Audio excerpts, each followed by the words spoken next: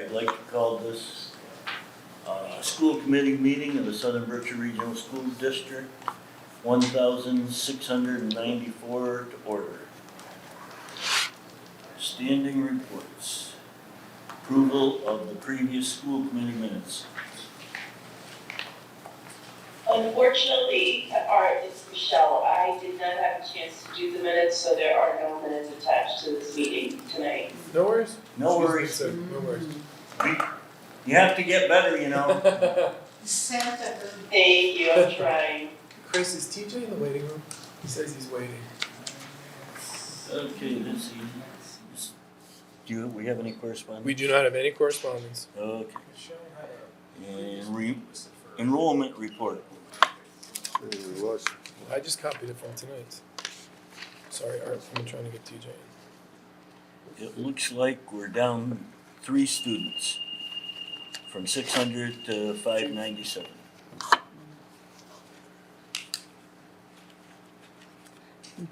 Can I ask a question about that? Sure.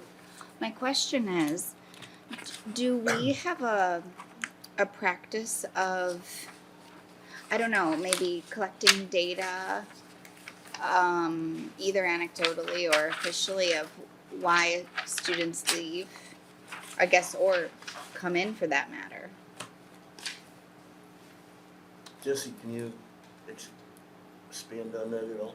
Yeah, I mean, we have a good handle, I'm sure elementary's the same way, of the reason why students end up leaving, and why sometimes students end up coming. I would say the vast majority of parents that transfer in are pretty upfront about the reason why. A lot of times it's a change in placement of the family or something. Right. And most of the time when kids leave, they do it. Obviously, there's certain things that I can't talk about because there's also kinds of things that are out of control of the school system that will kids leave sometimes. Mm-hmm. And then there's other things where parents look at different options that they have and sometimes choose not to do it at the beginning of the year, but then a month or two into the year decide that, they should do that. So we'd be able to track trends if we needed to. I mean, sure. Are you thinking specifically like the same kids out of the same class or something like that, or just? No, I mean, I think it on the off chance that there was a similar reason, but it would take years, I think, of data collection, which is where my question is coming from, because it's so small, right? It could be one student that leaves 1 year, and then one student the next. It would take a long time to kind of see Sample the trends. size, Yeah. So I just wondered if we had like like somehow it wouldn't be able to be seen immediately. We would see the trend after 10 years probably. Yeah, I mean, I would say, for at least in my case, of the number of years I've been here. You'd be able to see it. Yeah, I mean, Mm-hmm. for the comings and goings of each other. And if there's anything that within our control, we sort of look at and deal with. Right. When you notice Yeah, it. yeah. I mean, again, for us at the beginning of the year and things like that, so many of the times it's things like private schools. Right. And in most cases, Moving. we know. Yep. Certain kids are gonna leave based on their families, right? Yeah. So those things are kind of easy. Yeah. But we're a small district, we try to know the kids as well as we can, we do figure out and find out in some cases about the parents about. Right. That's what I was wondering. Amy, in terms of both trying to balance the family's privacy versus our needs, I think there's a couple of things. One, perhaps you can't measure this year by year, but you could see a trend over several years. Mm-hmm. This month in particular, we lost the 12th graders. So there's the dropout, family move, that kind of thing. Might be interesting information. I don't know if it will be interesting data or not. And I don't know who would be capable of keeping those records. But again, you'd have to balance the confidentiality versus the. Yes. It would be, it could be interesting information in terms of that. Families moving in and out of the district kind of thing. So, Could I maybe we'll set it up. Yeah. I mean, we could, if it's a data point that the school committee is interested in, we could just put some generic categories together so that it wouldn't, family moved. Yep. Different programming not available. Like not, gee, it was the Bainbridge Jordan Yeah. family that didn't like the way that, X, Y, and Z happened Yeah. and we can't share that. But we could come up with enough broad categories as well as an other, that doesn't encompass that so that we could, over time, if there are broad trends, we could say, hey, this would be something that would be a data point that could be helpful to us as we think about our work together going forward. Yeah. Art, Go ahead. Yeah, kind of along those lines. I'm walking in on the conversation, but along those lines, I think that also then gives us more ways to advocate for funding for, for the demographic issues that the county is running into. Yeah. This is gonna not just be us. Do you know what I mean? And I think that that kind of information is over a period of, as like you say, 5 years, check it, 5 years, 10 years, but just sort of keep it going and see, so that then, the project growth. Thanks, great. So that's something that to vote on? Or just say, yeah, We can start to fine. we can start to talk about it. That's fine. Alrighty. We don't have a student representative report tonight, but we do have a student spotlight. We're gonna see it right up there.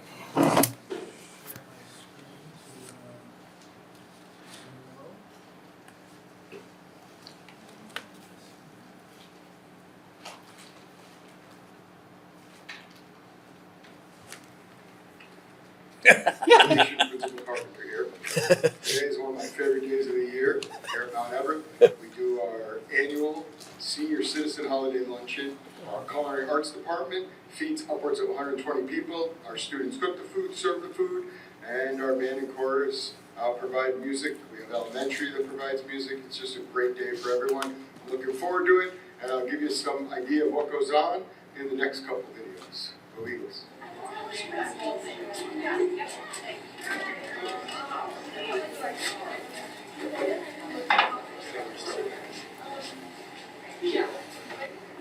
Hey Brady, what is your responsibility today with the Senior Citizen Luncheon? My responsibility is the dining room coordinator. So I'm starting off by setting the tables, and then later I'm going to help the community by telling them when it's their turn to get the dinner. And what are you looking most forward to today with this luncheon? I think probably interacting with the community and all the people in it. Great.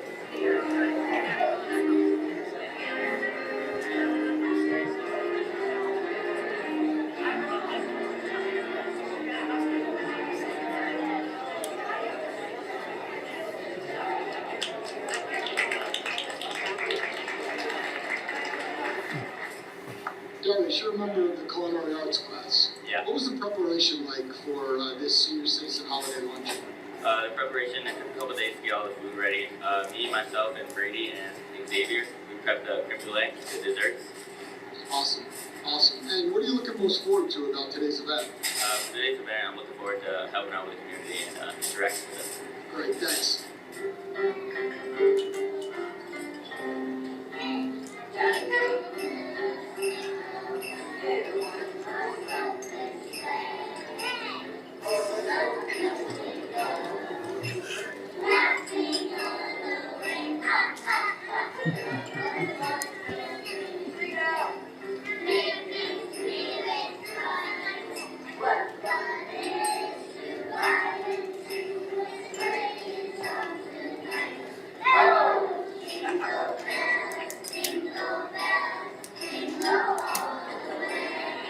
As you were both involved in culinary and you're part of the food prep class, what are your responsibilities today during the Senior Citizen Holiday Luncheon?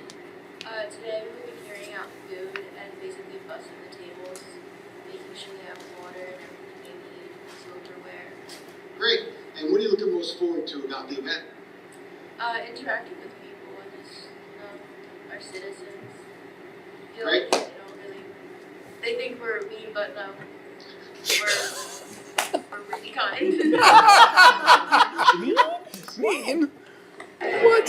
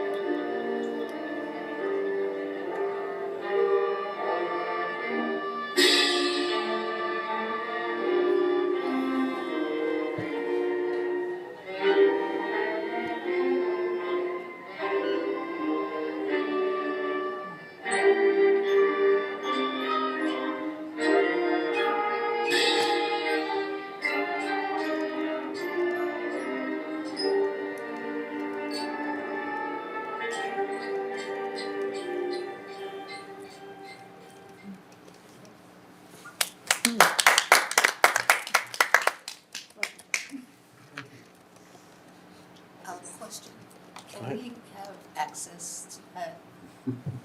To the video? Sure, we can. We'll share the video with the school committee. Sure. Yeah, Is there a if you could problem? no, if you could just not share it with anyone else, if you plan on it, I just gotta see. Yeah, we'd have to see if the kiddos were no publish. Yeah. I want to see it again, but I also did want to share it with someone, so. Yeah, we would just have to look to see. Yeah, we'd have to blur a couple faces. I know for sure there's some kindergarten kiddos that are on the do not publish list. So let us work on that a little bit, and we'll get you a copy of that you can all have. We'll send to the school committee. You can't share that. We will then get you an edited one that includes the folks that are out who we can't publish. Great, thank you very much. Your mom started that? Yes. So that was about 2003, 2002 was the first time we did it. We served 35 people. Yeah, with the exception of COVID, we've done it straight through since 2003. We got a nice thank you letter from a woman who graduated in 1960 from Mount Everett. Whoa. Was in attendance. It was very appreciated. And then another person who had her children, grandchildren, now she's on great grandchildren here in the district. So Oh, wow. that's what makes it pretty cool. And the number of people who commented on Facebook who used to work here and said, this is my favorite event, always was my favorite event, and people from the community. Very cool. Thank you all, Yeah. your team, for doing it. You're welcome. The culinary did a great job. Sure did. Music, great job. Sure did. We had at least the secondary side, we had 120 students who were involved in some way or another, which is 40% of the whole school population. And then kindergarten, and then chorus you saw was fifth grade chorus. So we had representation from so it was great.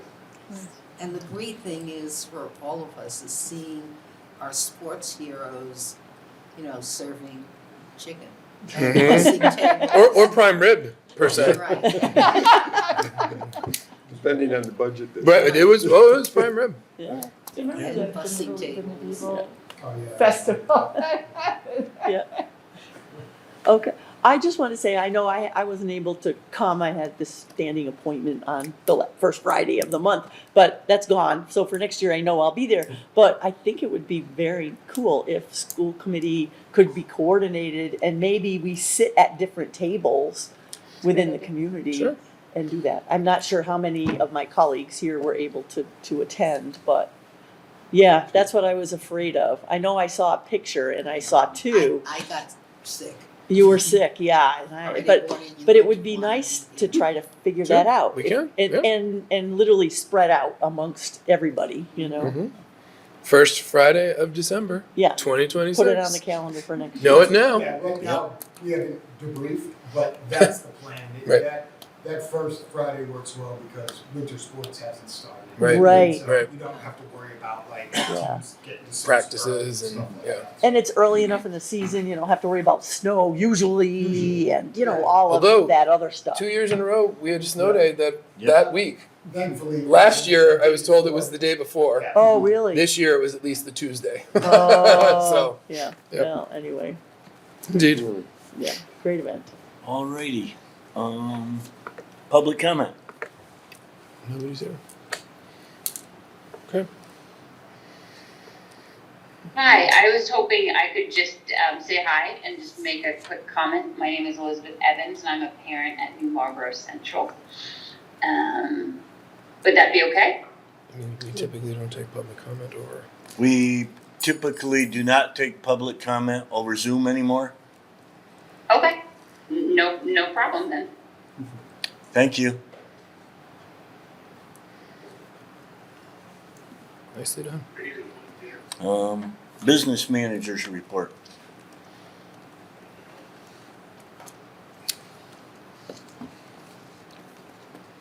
How's everybody doing tonight? Hey, TJ. Good, thank So you. I don't know how you want this to go. I can do with a quick presentation of the draft year-to-date budget report that we put together. I know this has been a priority of the school committee to start getting regular reports and regular data and information. It's been a quick 3 weeks of trying to get up to speed on everything, but I think we're starting to get there. We started going through the requisition process to approve requisitions on behalf of the district. We did about 40 last night. We started doing the purchase orders, and many of them got done by the district themselves instead of us per se. But we worked through all the details on the workflow as it relates to how Infinite Visions works. So we were able to start figuring out the best way to go about the day-to-day operations and the day-to-day financial operations as it relates to Southern Berkshire. And we also met with the business office today to go through some of their needs. And it was a great meeting, so they were able to kind of help us triage kind of where we're going with different things and where the district needs to be, and just things that a new vendor, new contractor should look out for. Because I know we're trying to be extremely responsive and transparent to the needs of the district, and Brian keeps pushing us hard to kind of meet these deadlines. And I think we've done a decent job considering how quickly we've been in it. But, For sure you have, TJ. Mr. Chair, do you want me to share? Yes, Do they please. have the draft document? No, we decided we'll have you, Chris, if you could share a screen. Awesome. Let me share my screen. Oh, there we go. Hold on. I need to send a request. Nope. You guys got ahead of me. Give me 1 second. Performance anxiety. Well, I mean, technology. I just gotta find it. So as TJ's putting this together, we decided not to give you anything in person, not to keep you in the dark, but just because this is a draft, he'll be able to Zoom, you'll be able to take a look. We will have actual copies going forward as they get up to speed and get their arms around everything, but this is just an idea of what it could look like so that you can get something on a regular basis.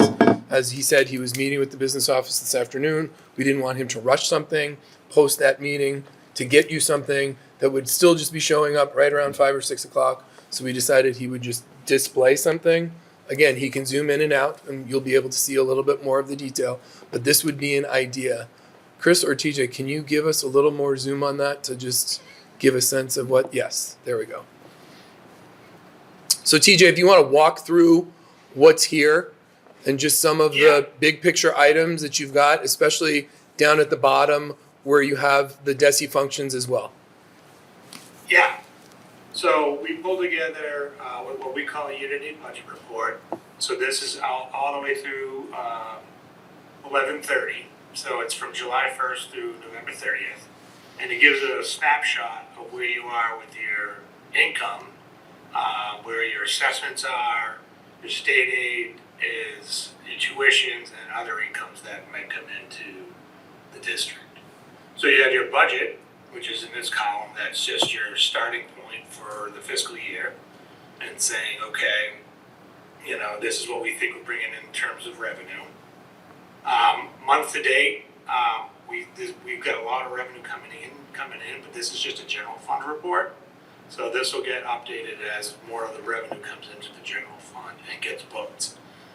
So our next task is to take on the revenue to make sure it's booked in the right, what's known as charge codes, and gets into the right accounts. So then we have the year-to-date spending. And so the year-to-date spending just says, in this case, it's income. So you've got 4.13 million in. This is the month of November only. So just, be aware that there's other revenue that came in, most likely between July 1st and October 31st. Right. So then you have the revenue that's coming in as booked in Infinite Visions. Then you have your balance. So you have your budget minus what's come in, and then this is what we anticipate to still come in. And this will make a little more sense when we get down to the expense side. And then as it relates to encumbrances, you don't encumber revenue, but you have the available balance, and then you have your percentage variance. So this just gives you a quick snapshot of where we are in terms of the revenue side of the house, of where we're going to end up. So this gives us a roadmap for what we need to keep an eye out for to make sure the revenue is making it into the appropriate charge code line items. And then on top of that, so this is drafts. Right, thank you. I was just going to say, this is not, please do not go home thinking we have any deficits. This is You could your just, data. right. This is your data, but this does not have to look this way. We just put it this way as a way to demonstrate, because we could do this all sorts of ways if that's what the school committee desires. So then you go into expenses. And the local budget, we're using DESI function codes. That's what you use to file the end of year report in these broad categories. And we kept it in the broad categories just as a way to show what it looks like. So let me use instructional, because this was probably a good example. So, the DESI function code is 2000. It's the instructional / curriculum, basically. The budget's 8.8 million. In November was spent 769 and change. And then that left a balance of $3.1 million. So then, so that's a year to date. So then I'm bouncing around. So we spent 3.1 million total. So you have $5.7 million year to date spent. So then you have encumbrances. This is money committed to covering stuff that we know of, that requisitions were entered and the money's set aside to pay for the bills after they converted to a purchase order and an invoice is ultimately submitted. So then you have your available balance, or budget balance, but your available balance of 5.6 million, which means 63% spent. 63% available. Left, right. And so you have some flexibility at this point. So then, and sometimes the spending can be seasonal. Like there can be things that the district knows about that we are not privy to in the sense of to put it in this analysis. So that's generally the approach we take. And again, if we can get granular, we can do it by location, we can do it by so many different ways, depending what the school committee wants. So then we have superintendent, Same concept goes there. I can walk through any of them if you want to. You got your transportation, your health, food service, to making sure that's staying on top of it. This is general fund only, so there's also probably a food service revolving account. So we can even pull together an entire report just on food service using all funds. Then you get your athletics account, drama, security. Then you get your operations, and then we keep an eye on all this. Your benefits, and then your equipment, your fixed charges, long-term debt that has been issued, and tuitions when you're sending students to out-of-district tuitions or paying tuitions on behalf of students. And that's generally the gist of it, but the key part to it, I know this is high level, but we wanted to get something before the body that shows the capabilities of reporting. And this is just the monthly stuff. We are going to be moving towards the daily stuff that you folks are going to get access to be able to look at things daily. So we'll update it daily once we're fully up and running with the dashboards. But in the meantime, this is the reports that we are gonna do, and whatever feedback we get in terms of, I want to see it this way, and I want to see it by school, by department, by this, and we can pull that all together. There you go. TJ, could you just explain to the school committee what fixed charges are? Because I think everything else on that list is self-explanatory. Yeah, fixed charges really are just the basic ones that are like required by the Commonwealth. So there might be a fixed charge for different things where depending on, I guess it all different for each school how they characterize it, because I don't typically see fixed charges in a lot of the districts, so I didn't know if that was a unique thing to regional school districts. But I'll have to do a little more research on the fixed charges. I mean, it's small money, and very little has been spent, so I'll have to do a little more research on that one. Okay. I can't raise my hand, so when it's time, can you acknowledge me? Go ahead. And TJ can correct me, but these aren't accurate, up-to-date numbers, so to speak, because there's a lot of entities that haven't been added into. This is just an example of what he can do and what we're looking for. There's probably going to be more of an entailed, detailed, and corrected report by, I would say, January. Yeah, that's the goal, is to get everything loaded, to make sure we have a complete, accurate picture of everything, so we have a better understanding of what the whole budget looks like. And then when we get to it, probably late January too, we add in all funds, so we'll add in the grants and the revolving accounts and so on, funding sources that show the entire picture of what the budget looks like. This was more just to get something in front of you to show what it could be structured like and if you would like to change anything. Bonnie? I have a few things, and I'm taking it from the point of view, I am accounting adverse with limited ability in this field, so I hope my questions are not ridiculous. First, I like the approach. How soon will we have something in hand that we can look at? We can't make any comments in terms of what we advise or questions we have, based on this. TJ, could you hear that? Probably more of a question for you. Yeah, so we're hoping to have something completed, certainly by the end of January, where everything has been incorporated, all funds, etc. But we can't see anything for that if we wanted. I think what Bonnie's trying to say is she would like a copy of what we're presenting so that she can give critique, so. The comment that Kim made was that this is being done so that the school committee could be giving input. Oh, So so you want see that document Sure. Right. Okay. Yes, we can get you a Okay. copy of that document. And then we could comment. Sure. Right, so that's number one. Number two, from what I know you've only been at this for 3 weeks here. Does the fact that, where you started from, do you feel comfortable with what you've been able to gain from prior work that we've done here? Yes, and what I see here, I feel comfortable with. The stuff that I have not seen yet that is gonna get loaded in at some point is what is gonna give the full picture.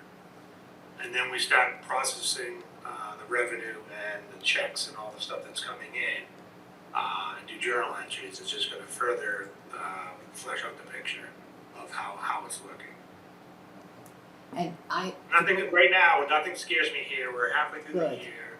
There's plenty of time to fix anything that if you need to do journal entries to fix line items because they might have gone over by a little bit, that's something that's very simple to fix. now, my understanding also is, Brian, from you and from what you told, that we will be having a meeting with community members. So that is definitely going to happen, because the budget issues, I can tell you, are definitely for my town of Sheffield, and I've heard from New Marlborough, this is critical.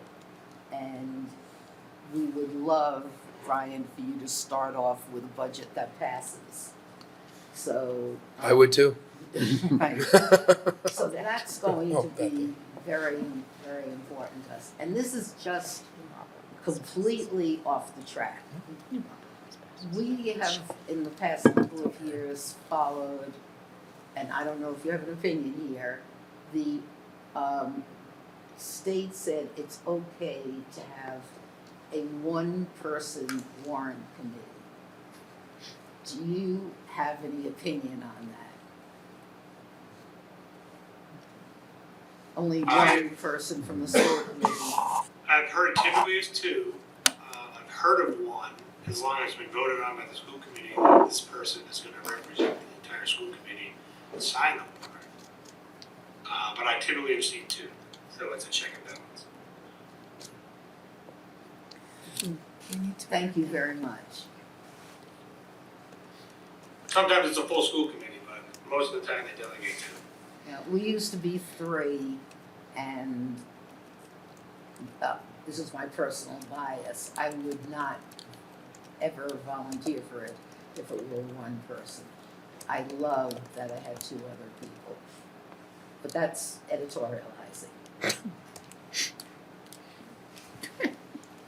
Okay, Art, question? yep.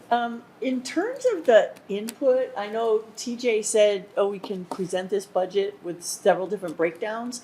Will we be able to get a couple of different scenarios to look at, to, like Bonnie was talking about, how do we provide input? So I'll send And in, so there's this one, but Yep. then he says, oh, you can do it by school, you can do it by different breakouts. And so what I'm wondering, there's that, how the reports, and how will the decision be made? Would it be something the finance committee would roll up their sleeve and then recommend to the school committee? Oh, we think it'd be good to be, presented this way. And then the other question, I remember, TJ, when I met you at that meet and greet day or whatever, talking about dashboards, where eventually the school committee would have access, probably view only or something, to try to look at stuff if we were so inclined. Is that still out there? Is that still an option? Yeah.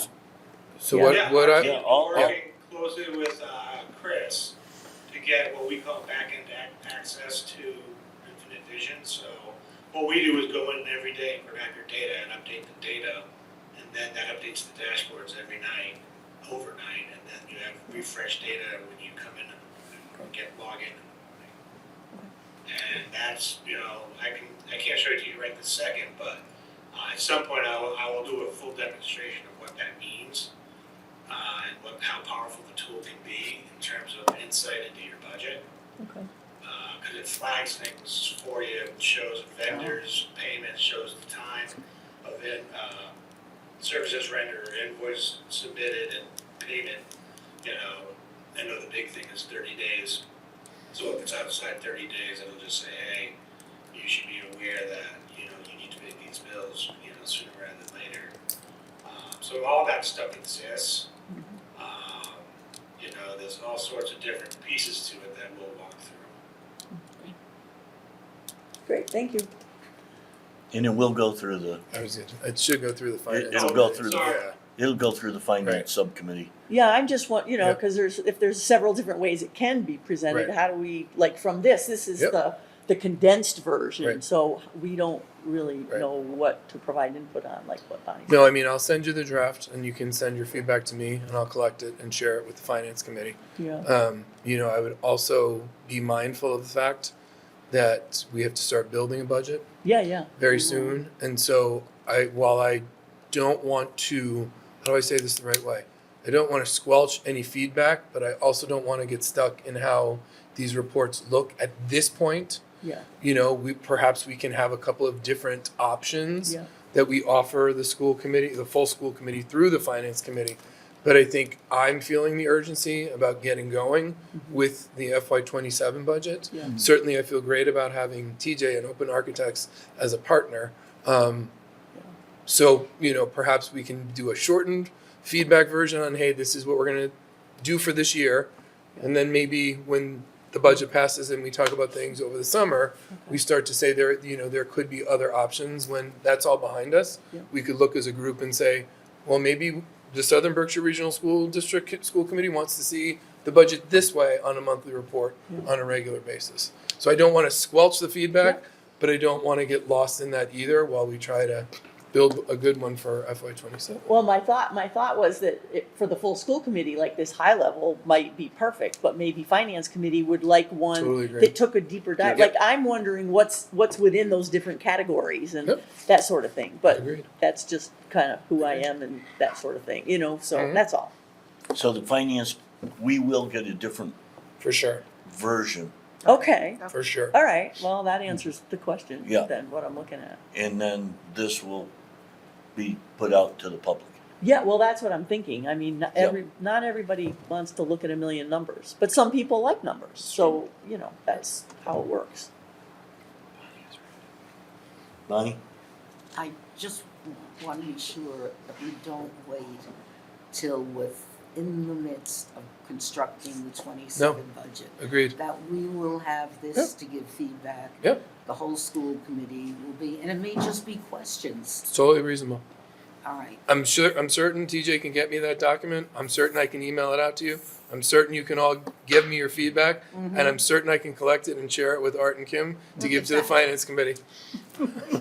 Sounds like a plan. Confident. I like that. All right. Perfect. Thanks. Of course. Thank you. Thank you, T. Yeah, Thank you, right. TJ. Paper. All right, if you need anything, you know how to reach me. We do. Have a good night. Thanks, everyone. You're welcome. So obviously, we do have a warrant report tonight. There's no grants and gifts and there's no budget transfers Right.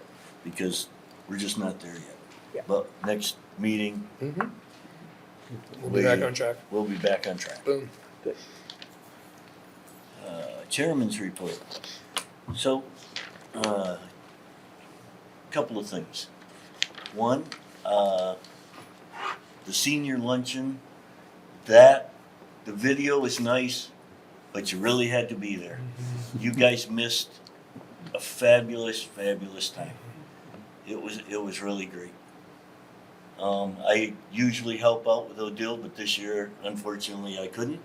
But I was there for the festival, and the kids and everybody, it was just pretty special. It really was. Then last night we had the chorus and the band winter festival, and that was spectacular as well. You guys really need to come to these things. They're just really special. These kids do just phenomenal job. They really do. So You know It what was would be special. helpful with that is when those dates are set, could the school committee be notified of the date? Like, if I wasn't driving through here for something else the other day and knew that the band concert was last night, I couldn't come. Again, I had a conflict, but if I had known a week or two in advance that that's the date, I might have been able to clear the calendar to do that. Is there a way, I mean, even if on the bottom of our agendas, upcoming dates that we could be urged to try to attend if we can, and it'd be hard to do, like, you can't do every sport, you Right. can't, but some of the more special things like this, if we could know a little more in advance to get it on a calendar, it'd be really helpful. I don't know how that would work, you know, I'm sure the elementary and high school, I can talk but to the two Michelle about principals would need some to kind idea. of funnel it Yep, or yep. something. Yeah, Sure. I like upcoming dates. That would be good on. You know, like I might have tried to come to the NHS induction and I saw it on Facebook after the fact. It's like, well, I didn't know that was that night, you know, so it's just. And to piggyback, sorry, can I piggyback off? Sure. I'm oversaturated with everything. So you're talking and I'm like, oh, well, I get emails, but I get hundreds of emails from every, you know what I mean? So then I'm like, oh, well, is it my responsibility because I get the email from the principal, you know, should I be? But if there's a way we can, to your point, get it just succinctly, yeah, and not just orally, but written down. Yeah, if we could work together, I agree. There's just too much to keep everything clear. Yeah. Go ahead. This is the first time I've missed NHS since the time when they scheduled it on the first night of Passover. That's okay. But Yikes. if you could do something similar to what we do when we have the Transcend meetings, and it would come up on our calendars, you could reject it, you could keep it, but as an invite? So Transcend, that Transcend we currently use, or I don't know, is it Holly? She uses Evite. So it's Michelle actually. Okay. Well, there you go. She is the keeper of all of this. So it's an Evite, which we could. My only concern with that is like, do you want to be invited to everything, or are there particular things like the concerts? But then when you get into the inductions, like there's a lot that happens, and so. But there are, I'm sorry, there are a number of things that we should have a good representation at. Now, I couldn't go last night because my cultural council meeting didn't end until you had already begun. But I might have, as you pointed out, said to them, pick another date if I knew the date. Chris, And I'm sorry. Just if Sorry. the principals could give you, and you as superintendent could say, these are things the school committee should be at. Okay. Because the middle school, we ended, and I was able to go to the concert. Yeah. And they were fantastic. They're amazing. May I ask Chris a question since he's Sure. here? Chris, Oh, maybe is Chris there could do a it. way that we could? Because I know it's on the website. I'm trying. Maybe could you and I put our heads together to try to come up with a way where we could share even by week or by month. You know, these are the items that are on our calendar. But I'm also sensitive to you that we send a lot of email. That said, I think there's a way. I will commit to working with Chris because I know that we already are plugging things in, and We have an online calendar, but it's a big calendar in that a lot of things are just reserving space for a room where it's has basketball practice and robotics team practice. They're not necessarily events that you go to, so maybe there's some sort of categorization. right, like if you and I could work together, I could commit to something like either every 2 weeks or every month. Here's some things where I would hope, you know, I'll put it in my court to then say to all of you, I would love to see school committee representation at these things. And you don't have to RSVP, but at least we're being proactive a couple of weeks ahead. And what I'm saying is, you don't even, because I went to hunt for when the concerts were, and it's what Chris says, you could go through 30 things on a day because of all the teams and the other activities. If we had, prior to January 1, these are the things that you might be Yep. interested in Yep. attending. Yep. This I'll is I'll one work with Chris play, on that. We can come up with something. Yeah. Okay. Okay, two Thank- other things. Because some of the meetings lately have been going to 8:30ish, 8:45. I just think about this. I don't wanna figure this out tonight, but I'm thinking we should start at 5:30 instead of 6 o'clock. That way, if we run to 8 o'clock, that's where we used to be. And it's not keeping us here later than later.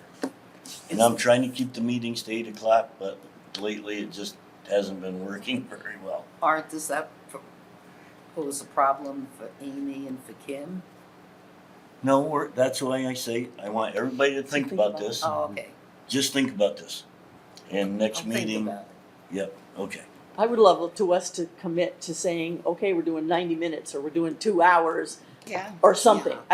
Because after you've been here a certain length of time, your brain just sort of goes dead. That's correct. That's why I bring this up, because 2 meetings ago, I looked around and people were toast. Yeah, we were all glazed over. So, Yeah. and that's part of my responsibility to keep the agenda is small as we can, but then things get added, they have to be added at the last minute, and then we're jammed again. So that's one thing. And the other thing, I'm just asking if everybody can keep their cell phones put away during the meeting. We asked that of our school children during class, so I'm asking our school committee members to keep their cell phones put away for the meeting. I would do that. I only put it here to see what time it was. I'm just, Honest, I have it turned off. I know, I'm Away not, it'll go. I'm not singling out But people. you are I'm not right. doing Thank you. anything. And I no longer, even though I miss it like anything, have an Android. That would not shut off. Okay. Oh, that's right. Superintendent's report. Thank you. The cards that are in each of your folders are part of the over 130 that were created over 2 consecutive superintendent advisory councils. Most of them went to the senior luncheon, but of course, we wanted to share some of them with all of you as well. Since I shared this with the leadership team, even though she's not here in person, Michelle Castellano gets 99.9% of the credit for this. Even though it's called the Superintendent's Advisory Committee, it should be the Executive Assistant to the Superintendent's Advisory Committee, because I literally show up, there is food, there are crafts, and I get to talk to kids for an hour and a half straight while they make things like this. And Michelle made that all possible. So thank you to Michelle. Thank you, Michelle. Thank you, Michelle. I'd like to point out that You're welcome. Chief Munson is here. We did a tabletop exercise. The school district participated in the town of Sheffield's tabletop exercise this afternoon at Town Hall, going over the procedures and protocols that were to take place if, what was it called, Hurricane McGarry? Hurricane McGarry. If Hurricane McGarry. Was McGarry there? He was not. If Hurricane McGarry were to have struck on September 21st of 2026, I got to meet some great folks that I had not met before. Jim? We had folks from MEMA, which is the Massachusetts Emergency Management Agency, 2 of our local folks, one regional individual who covers from Worcester County West. And it was a great conversation. I really appreciated it. Very thoughtful. It's clear that the town, number 1, has thought about this more than just today. Number 2, obviously this school building would be a shelter for folks who are in need. It sounds like we would take up to 50, Chief, was that right? 50 beds. 50 beds would be here. The senior center would have overflow. but we went through a ton of stuff. There's going to be an after action report, and I'm really grateful that the chief invited myself and Ed Bramer to represent the school as part of this conversation.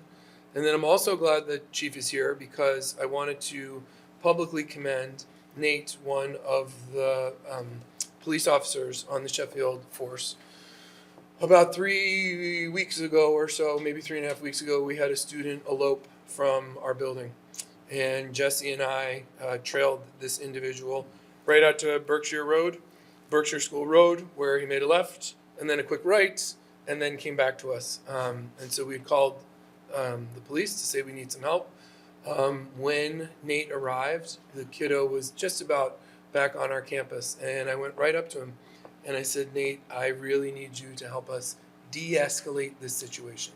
This is a hurting kiddo.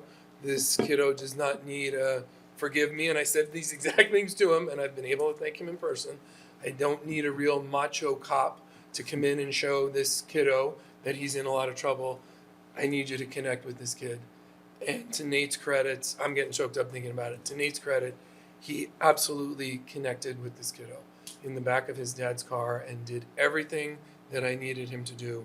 And as I said to Chief and to Nate, I've had those conversations with SROs and other places who have quite candidly blown me off and said, whatever, you're an educator, you have no idea what we need to do in this situation, I'm taking over. And Nate said, you got it. And he did just that. And it's a real credit to the Chief's leadership. It's a real credit to Nate's commitment to working with us and partnering with us and saying, yeah, you know what, Rick, you knew what the kid needed. I could have come in and been all like guns blazing and I'm the tough cop and you're going to do what I said. But he absolutely heard me say, I need you to de-escalate this. And he did. And again, that's a lot of credit to Chief for his leadership here. And it's a lot of credit to Nate being a real partner in education and saying, I'm going to honor what you're asking. And it didn't have to escalate, you know, and it, obviously if it did, Nate would have been there to take the appropriate actions, but it didn't. And he embraced that and he connected with this kiddo on a way that I couldn't or Jesse couldn't. And that's no fault of our own. It's just our own life experiences. Nate's life experience allowed him to connect with this kiddo. It was a very, very proud moment of the community working together to help a kiddo that was hurting. So, Chief, thank you for that. Thank you for coming tonight. And, publicly, Nate, thank you very much for your partnership. For the minutes, You let's. really have to give Julie credit because she hired me 8 years ago as SLAT. That's when that's when the hurricane was in town. Chief Munson got hired. And thank you, Chief, for hiring Nate Sermony because he's obviously doing a great job. Yeah, for sure. Yeah. For sure. And I'll echo that. He was doing a great job. Is Chief Munson is he- speaking this evening? No, but I saw him at the tabletop and I told him I was going to do this. So he asked if he could come to hear it. And So can I give him one other kudos? Do you mind? This is before, it was September, like 4 years ago, and a storm came through, and we got instruction just at dismissal time. And we had the buses out there, and the kids were loaded on, and then you gave the instructions, bring everybody back into the building. Jesse was incredible. I mean, how he did that in the entire cafeteria with all the kids there, teachers having to take part, it was scary because a parent showed up, was insisting. I happened to be there because I was picking up 2 kids to take them to an after-school activity. I couldn't believe how you stayed in contact because we didn't have connection. And you took what it could have been a complete and total disaster and calmed everybody. And I never said it, but it has remained an impression of how important that partnership is. excuse me. That combination of Jesse running all the kids, you being in constant contact, and then coming back to us and saying, there are trees down all over. We are not letting the school buses go. Keep them in here. And you even made the kids, and then Jesse sent someone out to do it, all get away from their cars. So, Brian, I second everything you just said. Thank We're you. lucky. Yeah, and my experience too as a parent has been same thing. You guys have always been just. This was in the McGeary hurricane days, but yeah, no, awesome, truly awesome. Yeah. No, thank you. So, All set? all done, thank you. Thank you. I have one other quick thank you to Chief Munson. We talked about that food program really quickly a while ago, and Chief he did that turkey drive, and we had all the food, and we got turkeys again for Christmas that are coming back out. He pulled his freezer back out so that our food box program's going to have it. Awesome. So thank you, Chief, for that too. We appreciate it. So there is a turkey drive for Christmas? No, we already have turkeys, right? Right. We Oh, don't I need more thought- turkeys. We got enough turkeys. The Thanksgiving drive gave us turkeys for both. About 70 turkeys. 70 turkeys, No, wow. no, we got enough turkeys. Yeah, we had about 160 turkeys. It was Did you pardon any Oh of my them? God. Every single one. So the chief wears a Okay. lot of hats. We won't take the next We step on digress. Sorry, that Art. one. No, You're trying to keep us on track to yeah, stop I'm trying to digressing. keep us on track. Let's go. All right. Okay, Director of Curriculum, Sarah, you're on. All right, so on 12/2, Brian and I were lucky to represent our educators at the MCAS convening that DESE held. And we were one of 63 districts whose 3 through 8 MCAS score were back up to pre-pandemic levels. And so we get to share the work of the educators here. We made sure that everybody was well aware that we had nothing to do with it. Zero. It was the Weren't even snow here. day, Right. so Jane Schur was supposed to attend with us as the elementary school representative, and Lindsay Brown was going to attend with us as the middle school representative. But the roads here were treacherous, so they were unable to make it. We were one of 12 districts that volunteered to present. We were the only district talking about agency for our students. So that really shined and highlighted the work being done here. And we were also the only group to bring manipulatives and actually have the grown-ups try some of the strategies that we used here with our students and that we use with our students. So that was really exciting to be a part of that, to be represented, and to share all of the hard work that our educators have been doing. We also, there should be, I think probably in next week's publication of the Berkshire Eagle, there's going to be an article about it as well. Oh, nice. It's very awesome. Other than that, in 8th grade, in Mr. Rapor's class, the students were working on a bear studio. And so with the studio, it's very student-driven, and this was kind of a mini studio to test out how the students could work independently before they do their civics project, which will be a studio experience for them. And they were able to interact with some bear scientists from the Massachusetts Environmental Department, and they also interacted, and Jesse, you saw this part, so maybe you can help me out.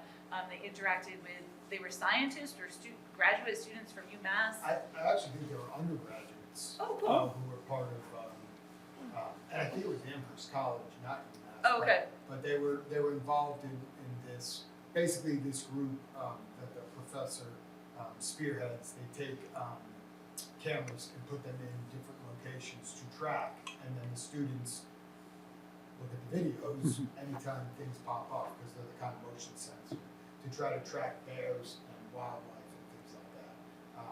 And it was really cool to see, because obviously these college students were eager to interact, but you know, as our students sort of fumbled their way through some of the questions a little bit, you know, the 2 young ladies were really good about steering it in the direction, and then once it got going, it was great, because then it was like rapid fire questions. But basically what the students were looking at was, we have this bear issue here where, you know, bears end up on campus and we have to bring everybody back inside, and they were looking for what are some of the ways that we can maybe change things. And it was just really interesting to watch a couple of college students interact with 8th grade students in a way that we talk about with studio and agency of having kids take the wheel of their lunch. And Really cool. these interactions were held on Zoom. So the students were able to get presentations from both representatives and then ask them questions. And then ultimately the students wrote some letters. So I think they sent some out to like local communities, kind of trying to interact with them, maybe talk about like educating the people that live in our area to say like, you know, don't leave your bird feeders out, secure your trash, those types of things. So it was really great that the students they did some research, they wrote their questions, and then they got to ask their questions of actual real experts in the field. So, and then we also currently are in the middle of winter diagnostics, so a check-in to see where our students are at. I had the pleasure of popping into a class the other day where the students were working. It was amazing. They were all like focused and locked in. They were 6th graders. They were color coding their work. They were using, you know, tricks to help them remember what to do, order of operations. It was just great to see them so engaged even with like a test type environment. So, and then very exciting, our application for our partnership with UMass for early college, we were moved on to Part B, so our Part A was awarded, and so now we're working on our Part B application. That's great. Mm-hmm. I think that's it. Yes. I just have one fast. I'm going to ask you to think of a date for the curriculum committee to meet. Figured I'd give you a couple of months to get used to everything first. The curriculum, there's a That's school some committee. of us. Right. I didn't realize there was a school committee curriculum. Yes, there is. All right, perfect. Yeah, we can come up with some dates, Okay. maybe January, February. Yeah, January I may have sounds to come great. in on Zoom, but that would be great. Awesome. Yeah, we're the curriculum geeks. All right, perfect. Come on, too. And Okay. Amy and Julie. It's all women. All us former teachers. Yes, yeah, right, exactly. I look forward to it. We'll shoot for January, and if not, we'll look at February. Okay. Sounds great, thank you. Awesome. Thank you. Anything else? Unfortunately, Sandy couldn't be here tonight, so on to new business. Presentation of the elementary and secondary school improvement plan for 25-26. Chris, could you call it the elementary? Oh, do you want to go first? I can, or do you want to go elementary first? Yeah, why don't we do elementary first since Kate's remote? It's in your packets, about halfway through. Yep. It's the first one after the. Yep, it's the first one after the enrollment report. 11A. Yep.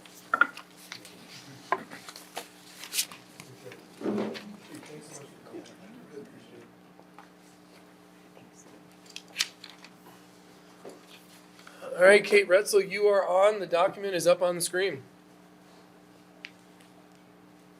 Okay, so basically, in a nutshell, the 3 goal areas we have are agency, which is goal number 1. We have a math and an ELA goal.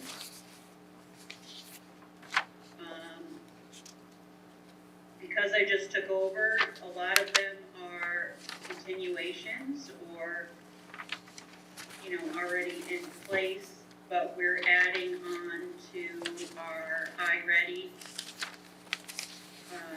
And the ELA program, HMH. We're adding on writing. Since I was here as a teacher last year, that's an area that people wanted to study a lot.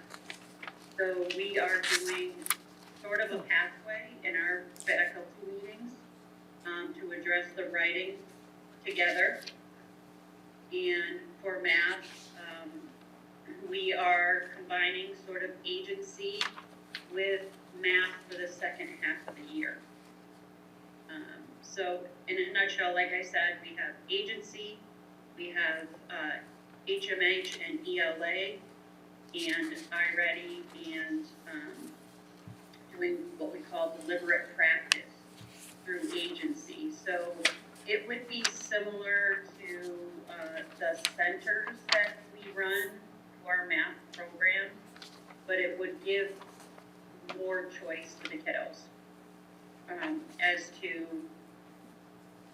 here's your skill, what choice would you, how would you like to practice it? What works best for you as a learner? And I would point out, just to amplify what Kate's talking about, that's what Sarah and I did at our presentation. We gave the tables the problem, and in this case, we assigned them because they were adults. Here are the 6 different ways you can solve the problem. Now, obviously, if Liz is doing this in her class at New Marlboro, she's not going to tell each kid how to solve the problem. The idea is to have the kiddos start to tell them, hey, Miss O'Donnell, I think I could solve it using these manipulatives, or I think I could solve it drawing a picture. And as I admitted when we made the presentation, I used to teach first grade. So the idea that a 6-year-old is going to come up to me and say, hey, Mr. Ricka, I could learn it better doing this. 20 years ago, Mr. Ricka would have said, are you out of your mind, kid? Like, this is my lesson. I'm showing you how you're learning it. And we talked about this at leadership today. There's a lot of compliance in elementary school. And yet you have this tremendous Burke Studios with agency in high school. We have to bridge that. We have to teach our kiddos how to learn who they are as a learner and say it would work better in this circumstance. Now, as I said to the adults, we're not throwing the baby out with the bathwater. We're not putting the teachers, on the other side of the desk and saying, kids, you're going to run the show. But what we are doing is empowering kiddos to use their voice and say, Miss O'Donnell, I know you want me to do it this way. Could I try it this way? Could I at least, my learning style might be better supportive if I drew it? And there's a lot of great research around this. The concept of universal design for learning, and Katie Novak, her work is about getting kiddos to show us what they've learned. Not every time, but enough times that it feels authentic to them so that when the kiddos in Miss O'Donnell's class get to high school with Jessie, they have some sense of who they are as a learner, and it can inform their decision about a potential studio that they want to go to. Because I will tell you, if somebody talked to Brian Ricka in 9th grade and said, what do you want to be when you grow up? I might be just as apt to say, you tell me. I've been listening to you for the last 9 years. You tell me when to go to the bathroom. You tell me when to eat lunch. You tell me what I'm doing. You tell me how I'm doing it. And everybody's laughing here because you all had the same experience that I did. And we're trying to do better by our kids because we know that agency, that kiddos who feel agency over their work learn better. Again, not every time. Sometimes you're going to have to write the 3 to 5 paragraph essay. Sometimes you're going to have to write the 3 to 5 paragraph paper. But this is the 21st century. Maybe it's a podcast. Maybe it's a video. Maybe it's something that we do in our 3D printer. If a kiddo can show us how they learn, do we really care that it's not pen and paper or printed? Yeah.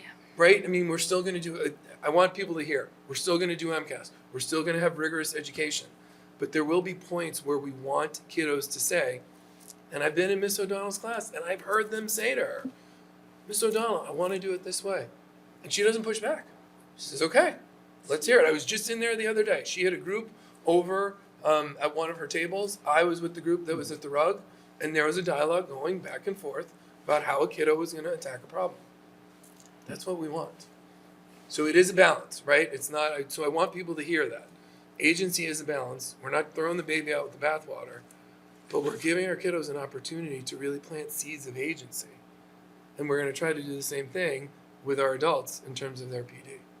And to piggyback on that, like when we did the site visit to Redbridge, like the students were doing this deliberate practice, but it was very structured. They all knew the routine. They had a work plan that they created with the activities that they were going to choose. So it wasn't just, okay, now go choose. Right, They had practice setting up their plan. So it's giving agency, giving choice, but also supporting students in being able to utilize that, not like unstructured time, right? Where it's not the teacher saying, do this, it's the student saying, okay, I've got my plan, this is how I want to practice. And so it's structured, but it also has a lot of choice. It was really cool to see, and it'll be cool to implement those practices here. And coming soon, I'll take some of Sarah's sunshine. she has created a video with our TMS partners that shows some of this in action. And I got a preview last week that we're hoping to have out before the winter holiday break. That involves a colleague of Miss O'Donnell's over at New Marlborough. Bonnie got a sneak peek at. Oh, that's right, at the community meeting. That's right. You saw it. Yeah, That's right. you saw it, one of the students setting their goals. Those students, I can share with the school committee. I would prefer you didn't share with other people because we're gonna have there's more pieces to that. But I can share the That's a one good that call. we shared the other night. Yep. If you wanna look at, there were 3 first graders identifying their goals and developing a plan of how they would meet those goals. And here, I guess here again, when was the community meeting? The ninth. Tuesday night. And all those invites went out through Michelle through Evite. So those were Oh, alrighty then. Did you have a good turnout for that? No. But I also said to Sarah, You were in Maine.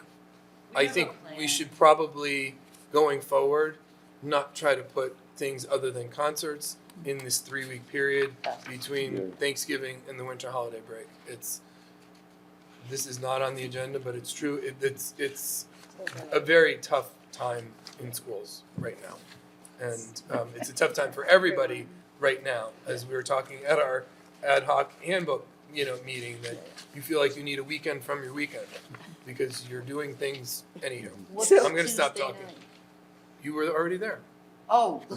You were there. So, I thought you're so talking along about those next lines, Tuesday. I had an experience the other day of going to a restorative yoga class, and suddenly a charter school, 8th grade, showed up at the same class. It went great. And then I ran into them the next day skating. And I'm like, what are you guys doing? And they said, nothing ever happens in that. These were teachers. Nothing ever happens in that 3 weeks between Thanksgiving and Christmas. So we do field trips, activities that they're going to learn stuff, but from community members. It's insane. But the kids are great. Okay. Questions? You still there, Kate? Yeah. Sounds great. Is this Same. anything that we have to approve? Yeah. Or at the Yes. end? At the end, when Jesse's After done. the Yep. secondary one, Yep. okay. Thank you, Kate. So you have Mount Everett's sewer improvement plan in front of you. In terms of the 3 goals we have, I'll just focus on the first one because it's been talked about already a little bit with the Burke Studio and kind of where we're going at the secondary level, which you've heard a little bit about this year, but we started to get a little more going with individual student ideas for classes. And so, we ended up with a culinary studio this year with a student who wanted to look at the history of bread. And just, she's done a bunch of different things, which culminated in the senior citizen holiday luncheon where she made all the focaccia bread and baked it off. And that was served to everybody who was there, and it was pretty tasty. So, it's just experiences like that where that was not her intention at the start. It was just, I'm really interested in bread, and she asked Miss Scott, the culinary arts teacher, any chance I can do something with that as a class? And so it went from, we're not really going to be able to incorporate you doing just bread in food science or the culinary class, but hey, we might be able to do something like studio. And so, we started, look at the history of it. Last year, we focused on the one big one, which was the home design and construction, where the kids were looking at workforce housing. And then we tried what we call Studio 101, which was basically hey, show up to class, talk about your interest and what you'd like to do, and then real quickly in the first couple days, make a decision if you're going to work as a team, you're going to work in pairs, you're going to do an individual project. That experience was really cool because the kids involved sat down and really talked about, do we want to work together? Do we want to work separately? And it was neat in the sense of they really weren't given any ideas to this is what it might look like. In the end, they chose to work together. And one of the things they produced was a video for the 8th grade to see before they were entering 9th grade, to talk about here's all we learned during our 9th grade year, and here are the things we wish somebody would have told us. And it turned out to be a pretty cool thing that they worked together on. We're going to roll out Studio 101 again in the spring and see what happens in terms of who's interested and do they want to work on a collective project. We have the home construction and design that will roll out in the second semester with a full class. I think right now it's like 9 kids. And we have one student who's in that class in the spring who presented to you earlier this year. He continues to pick up where we left off last year with that. We also have a couple things in the hopper maybe. A couple kids may be interested in music production who are talking about maybe doing a studio. Sarah has been working with one of our students who wants to do like a health-related one in partnership with the Railroad Street Youth Project, using some of their curriculum and really more of like an inquiry-based sort of project that will culminate from that. And it's early because we still have like 4 weeks left in this quarter. But once the first semester ends and the second semester starts, last year we had some kids who were like looking for classes. The kids all have full schedules and they don't look at that until the day the first semester ends. Exactly. And then they look at their schedule and they're like, oh, I don't really want to do that anymore. And so last year we had some kids who got interested and ended up in Studio 101 or the home design. I think our goal is to really look at this. We got middle school involved in the PD this year. A lot of them are jumping in. Sarah talked about what Andrew did with the Bear Project. We've heard of a school that refers to those as sort of discovery sprints, which is like I'm not changing the whole curriculum and the whole class becomes a studio, but we do these studio related projects, that kind of fit in that philosophy of students sort of set the goalpost of where their milestones are, what the goals are for a short amount of time in researching something. And so we have a couple middle school teachers who have planned some things coming up between now and our January PD day where they can then talk about what did that look like.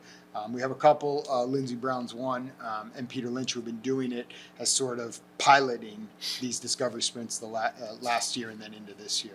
So there's some really cool things happening. It's a nice connection to what Kate mentioned with elementary. Like the goal is for us to get where we are or what we envision, but getting everybody in the district from start to finish. And I think agency has really helped because we were trying to wrap our minds around last year. How do we prepare kids to be able to do this? In the same way that we talked about this with early college. Like, this is a big change. How do we prepare kids who will sit down and be successful? I mean, we found ways to help kids get successful.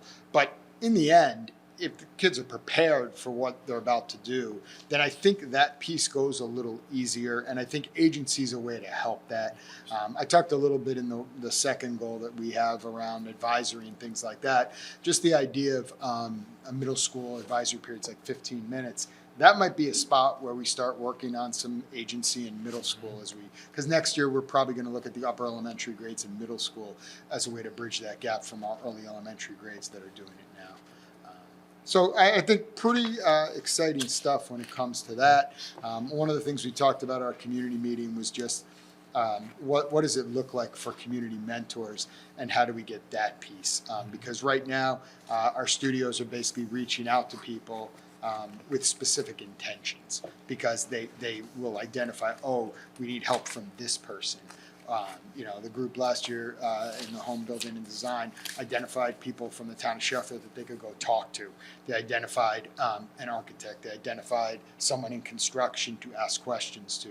And hopefully with our community mapping, just getting a broader range of the people who we can connect with will help sort of what we want to do in terms of the community aspect of that. And then obviously we're getting a lot of help with our coaches from Transcend. Holly's been with us for 2 years and really understands sort of where we would like to go and has been really helpful helping our teachers to wrap their heads around the standard piece and things like that. Because that's the part that, for our teaching staff, sometimes connecting what we're trying to do to their classroom requirements we've found ways to really get some help with the coaching as to how we identify those power standards and how they fit into exactly the skills we're trying to teach kids to make them successful, not just in school, but in life. And then our last goal is all about safety, and you guys can read through it, but basically just some of the things we've done this year around that. Go ahead. Go ahead, Nancy. Do you find that, are you guys, and this is to Sarah too, are you guys finding as you look at the students who work differently being given the agencies, probably goes to OSP, but for the students, for those of us who are not standard learners, do you find that they're coming into school with and into projects with more confidence now that they have a better sense of how to, that they can say or work in ways that work better for them? I think what we've seen in middle school, last year, Lindsay Brown with her Genius Hour class did one with a philanthropic organization, which they ended up giving the students money to give to a charity. But some of the kids who were more reluctant as learners, you heard that from them, sort of the model we used. They liked the way it went. And they liked the fact that they were making decisions and not having the teacher just tell them what to do. It's a little harder at the high school level because high school kids are picking classes, that what we've seen so far in a lot of those studio classes are really motivated kids. Like they're excited about that type of learning. So I don't think it's necessary. It's changed how they look at being educated, not changed like internally, like this is making it easier on me. We heard a lot of cool things last year where one of our students compared it to like the bumpers in bowling. And he used the analogy like, that's what Mr. Hamill does for us in the Right, yeah, building those class, bumpers right? that The burst. bumpers, he keeps us out of the gutter, but ultimately we're the ones throwing the ball. Like that was kind of really neat to think of it from that perspective. I think as it grows, we'll probably have more of what you're talking about.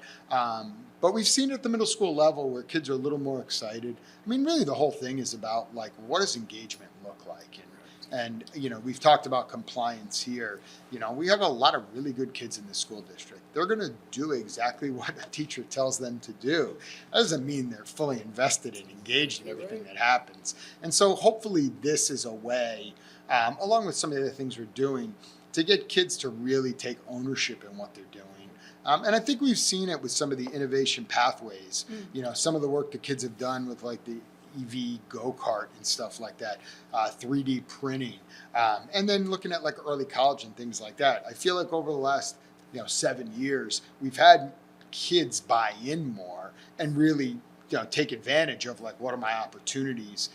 And to the point Brian made earlier, like when you ask kids like what they want to be, I think there are a lot of kids now who like when they talk about, well, my goal is to get here, like they actually can see the path a little bit in terms of, okay, I know I'm going to need to do this, this, and this. And I think, Chris would tell you that we've experienced that in technology with a lot of the technology classes. Like they see that, okay, these are linked to maybe something I want to do.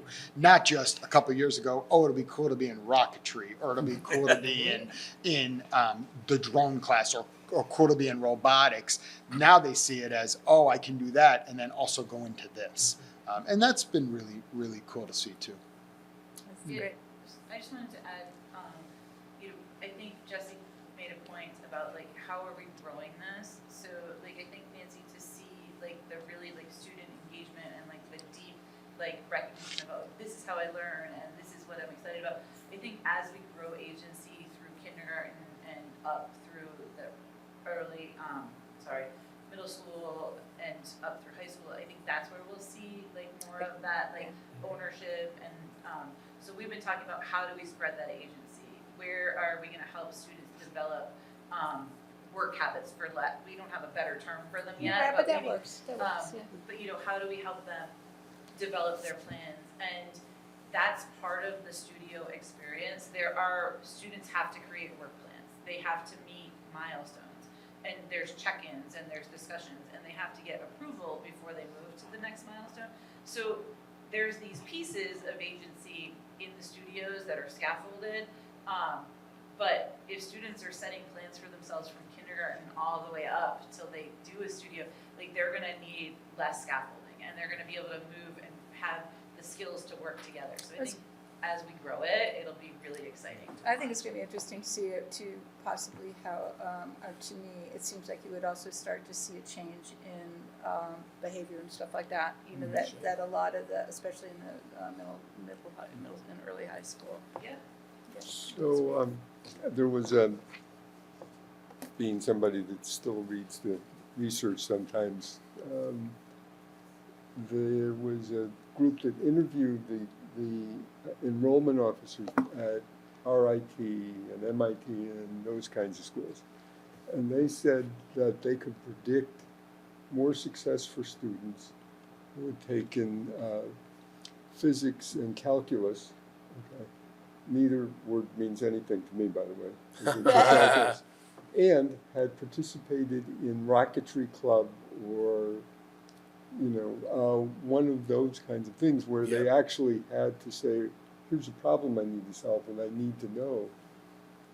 So it's really, that's the way that people, motivates people to learn. If I need this information to get from here to there, if I need to know, I don't know, about welding so I can build an electric race car, you start learning things that you need to know, and then you're motivated to do it. Yeah. Bonnie? Where, I don't see, I might have missed it, early college.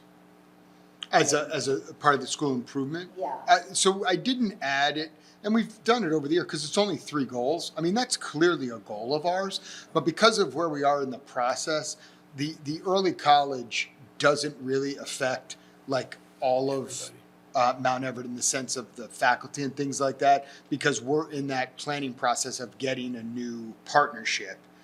So likely it could end up on the, list of our school improvement 3 big goals next year, because then we'll go through the whole process again of like, what does it look like, class structure, how is UMass interacting with our faculty and things like that. Right now, we're kind of in that holding pattern of we're still partners with Simon's Rock and Bard College, and we're working on this new application. I'm thinking now political, community-wise and everything.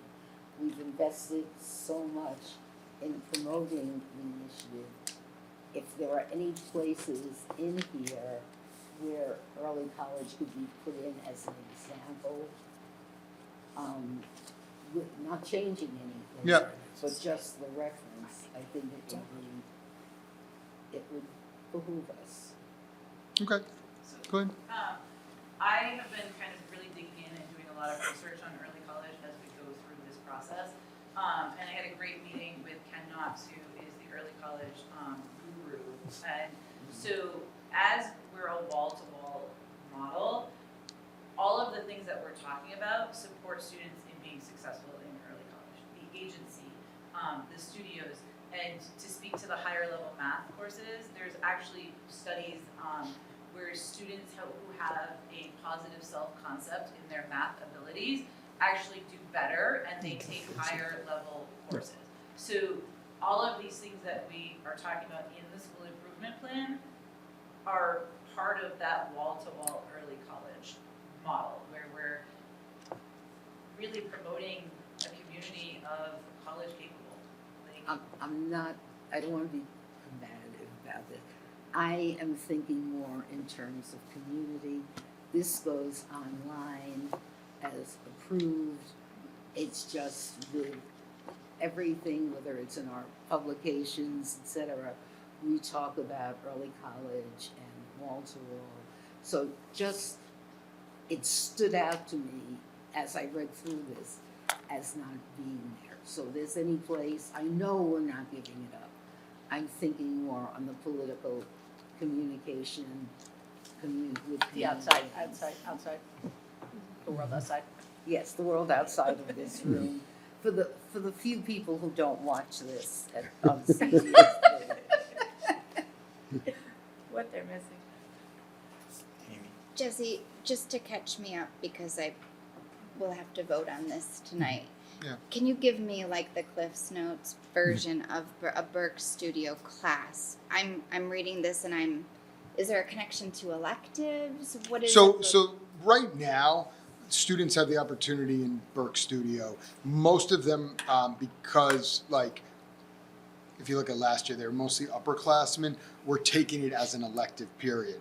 And then they would decide like what it was. So we had a student last year who is in college right now to be a nurse and needed another science credit before she applied, because here at Mount Everett, you need 3 science credits to graduate. And so she didn't have a 4th class her senior year because she wasn't really interested in taking one of the offerings. When she heard that from the college she wanted to go to, we said, well, if you want to do science-related things, we had her hit science standards around environmental science. And so her Berk Studio counted as a science class. Berk Studio can be anything the student wants it to be. As long as they're willing to do whatever it is. So we had basically had one of our science teachers work with Mr. Hamill to talk about here are the power standards that she really has to hit, which she did. I mean, it was, basically in the early part of that studio, she was really doing a lot of the what does the land look like, conservation, stuff like that.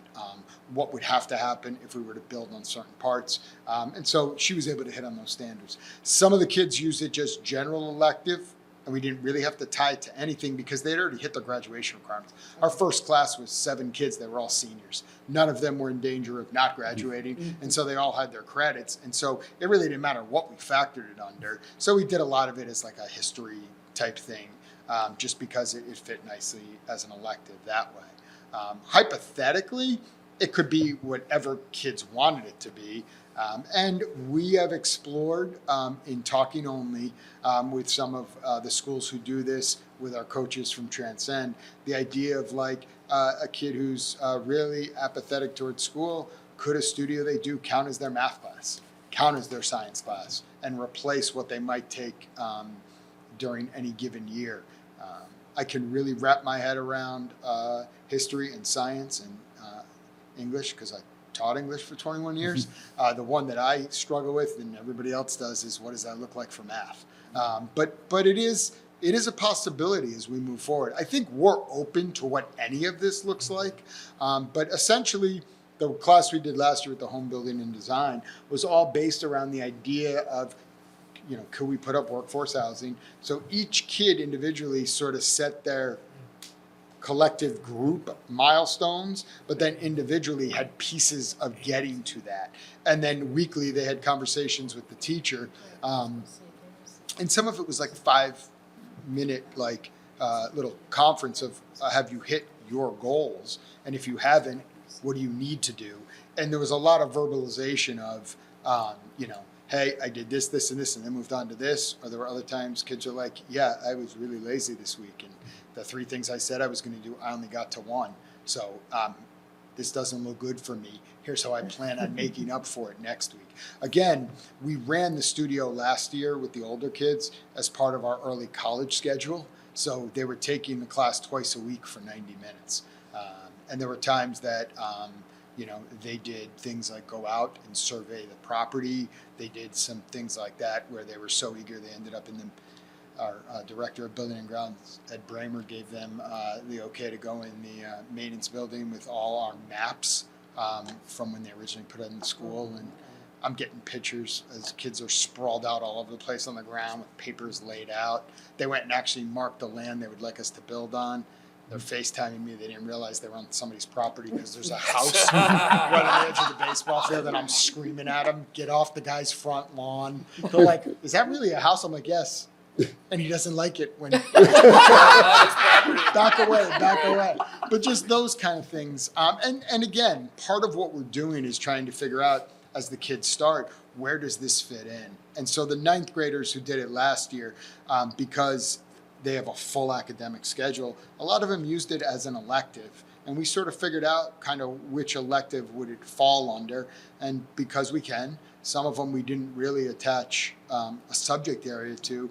And we're going to see how it plays out over their 4 years. Because if they're short of something, they did so many different things that we could fit under. We could do that if depending on how it looks.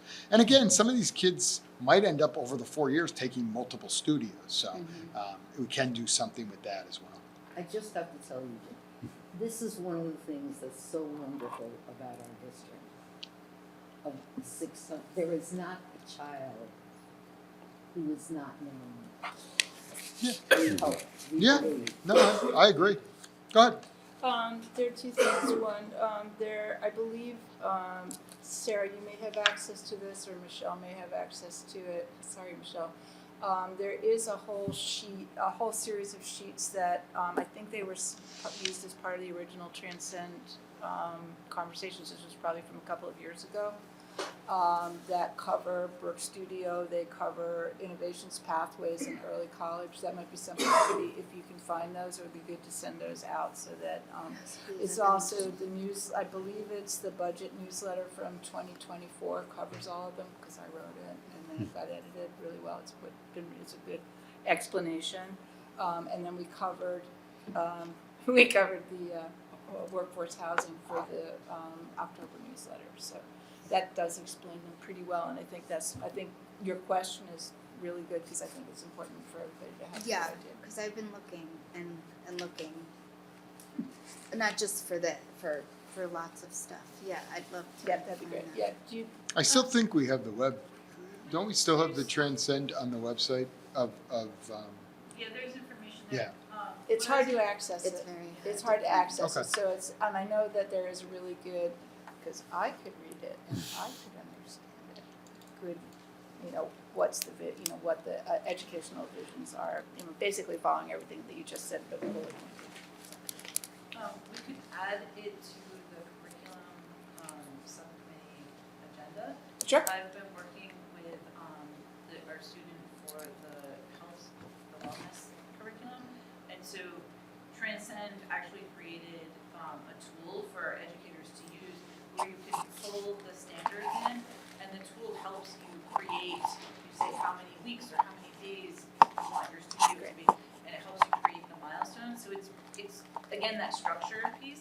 It's really cool, and Yes, let's talk about that. Yeah. Let's talk about that. That would be Does great. that sound? Would that be? Would you? Yeah, great. Yeah, you got the nerds. Thank you. Thank you, Jesse. You're welcome, ma'am. Any other questions? Thank you. All right, great.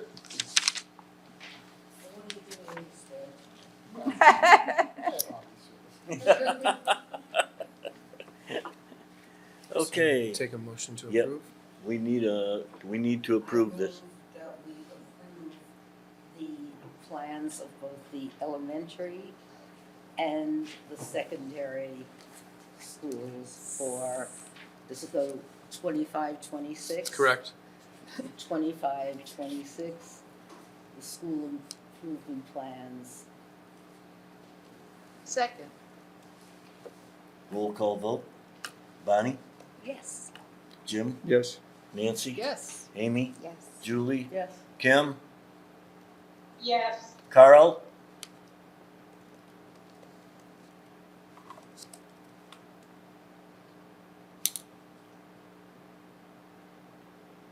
Okay, we're moving on. Adoption of the budget calendar. The one that's in your packet is not the right one. The one we have handouts, somebody we should have. Does everybody have this? I don't have, No. this was just for you and me to look at to start. Okay. So we had a conversation today with Open Architects, and Kim and Arthur. And, I'm sorry we don't have copies of these. Yes, these are proposed revisions. So, we're proposing to add a finance committee meeting on February 4th, which is Wednesday, in which there will be budget presentations for elementary, student services, secondary, PD curriculum and technology. 5:30, finance committee. The following week, on the 11th, a 5:30 finance committee meeting on Wednesday. What day? Wednesday, 2/11. It's on here. It's on here. That's on here. Okay, so it was highlighted on my copy. But the purpose is what he read for February 4th. So that's why, so I'm offering a revision. So the revision has the February 4th list that I just gave you. We don't have a purpose or an agenda specifically for the 11th, but we're proposing to add that date. There would still be a regular school committee meeting on the 12th at 6 o'clock. Proposing to have a public hearing on March 5th at 5:30 p.m., which is a Thursday, prior to the regular 6:30 p.m. school committee meeting. And then budget adoption on the 12th at 6 o'clock. I hate to say this, would you go through the changes? Absolutely, and it was just, sure. And I'll just, do you mind if I read off of yours? Yeah. Thank you. Just gonna say, wait, so He's do we forgetting have a that regular again. school committee meeting on March 5th? I believe we do. I believe you did not. I believe the That- meetings were originally scheduled for the 12th and the 12th 19th. and the 19th. Correct. is what's So that's why currently. that's why this is a change. That's So, what would it that's what I'm change checking, okay. Which one? so it would or change did? the 19th. There Would would you not try? be one. Oh, okay. There will be the two back-to-back will be 3-5 3-5 and 3-12. and Okay. 3-12. That makes more sense. So once again, Bonnie, 2-4 would be a finance committee meeting Add that. at 5:30, and that's a Wednesday. The following Wednesday, 2-11, Ryan, let me interrupt. please. We'll have the updated version here just in 2 seconds. So Indeed. instead of everybody trying There to you write go. this down and get That's confused. why he's the chair. Well, just if we have questions, we can do that, right? You have it right You got there. it right Look there. at that. Thank you. Thank you. It's right there.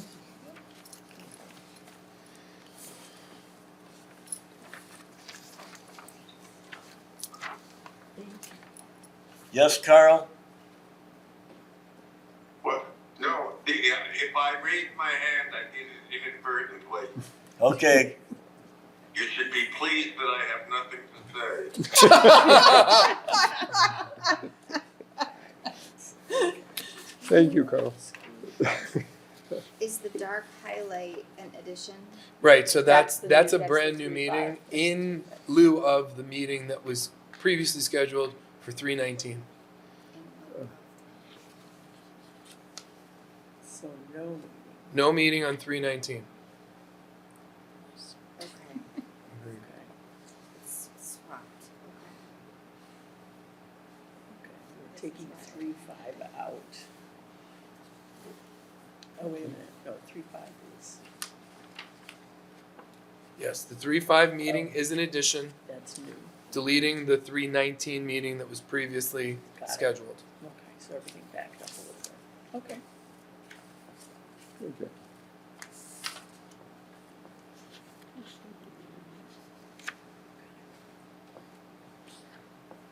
I move that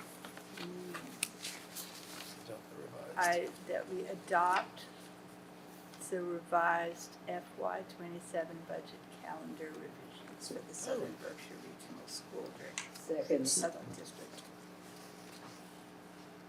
Anybody have any questions? So just to clarify, it'll now be March 5th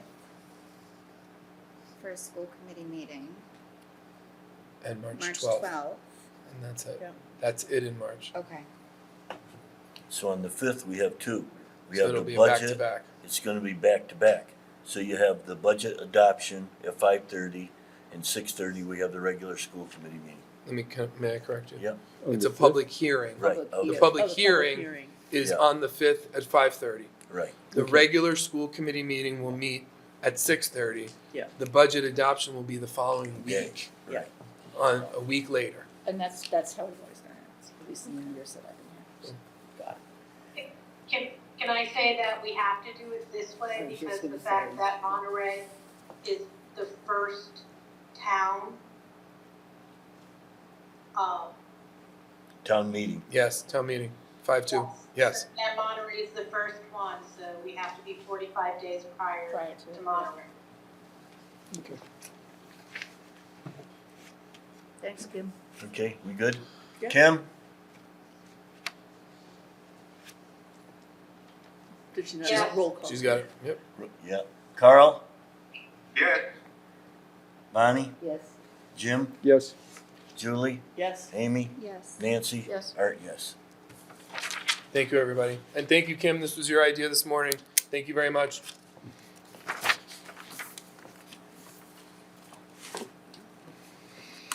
Right, and on these, when it'll be posted, which are Yeah. to the community. will Yes. get- Oh, yes. Yeah. Yep. Thank you for knowing what I was saying before I did. I'm there. C, discuss, set up for the ad hoc committee for the 5-year vision plan. Good, I was That's- happy to see this, finally. Art, could I interject? Could we ask Michelle to email this to everybody? Yep. Oh, yeah. So We'll all we get have it. it. Yep. like- Yeah, Oh, you'll get it. You'll get it. Thanks. Yep. Yeah, okay. When we get to comments, please call on me, still can't raise my hand. So this is your, really, Bonnie, where do you really wanna try to go with this? Well, I'm thinking that, it's one of the things we should have an idea about. We haven't done this in a while in terms of district goals and everything, and it might also help us as we look at who or what we're wanting to see in the superintendent. So I don't think it needs to be something that's going to be like a nitty-gritty type thing, but does the school committee have a vision for the district? And I don't know if it could fit elsewhere, you know, in what we're doing, not to have to come up with another, you know, committee or anything, or whether people even feel we need it. Oh, my thoughts are, we sort of do, but with the turnover at the end of this year, Possible turnover. well, School school committee turnover, it's gonna be a brand new committee, Yeah. basically. There's only 3 of us, 4 of us, no? Well, we're Oh. hoping, Yeah. you gotta get I elected. gotta get. We gotta get her Not up elected. to me. But, so, do we wait until then? I don't know, that's just, Yeah, I don't know if it's fair to not do something is what I'm saying, you know, to be sort of rudderless in terms of that. But I don't know what the feeling, especially for you guys who will be here.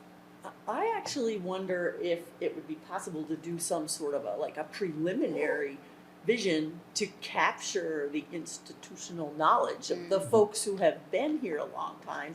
It might not be something that would stay cast in stone, but it would be a good record of those who had been here long term. It might get massaged.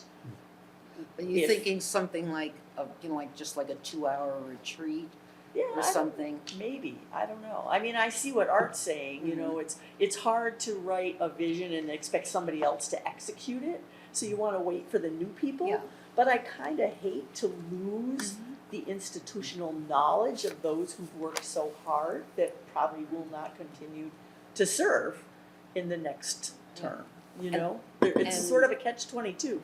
And I'm not thinking that we're putting a vision together that's glued to anyone going ahead, but it's more, Like guideposts or something, I yeah, don't what are we looking at? I've been looking at a lot of old stuff from 10 years ago from our district. I'm saying, oh God, we lost that. I'm wondering if that's something we can address when we talk about the onboarding, when we get into the school committee. So that's something that, yeah, we can talk. I think that the idea of the institutional knowledge, I think, will help us a lot. So I think that's a good idea. I think I personally, I'm happy to, share what I've learned and share approaches, and what I, certainly share what I believe and see happening in the district that I'd like to see change. I can no more do another ad hoc committee than I can fly to the moon. So I think I, that, I was and like I wondering of said- like a winter workshop, you know. right, but like I was gonna a say, more- I think like that's a a great one idea. time, Yeah. That's just more focused what- conversation. I think that's a Right. great idea. I would go for that too. May I? Yeah, go ahead, Kim. So I have voiced my same concerns as Art and also as Nancy, because most of us are stretched pretty thin on our subcommittees. And there's people that, because of time commitments or other things, have not been able to fully engage in subcommittees. But also, I think along the lines of like a winter workshop or something like that, is maybe having a community event that has like past graduates, current parents, things like that, so we also can get input from the community where they see our district going. I love that idea, That's a neat idea. but I think I it like might be that. good to start with a dumping. A dumping. Dumping of our, you know, the knowledge. But I think that Workshop. would certainly help, help us with formulating the school committee handbook as well.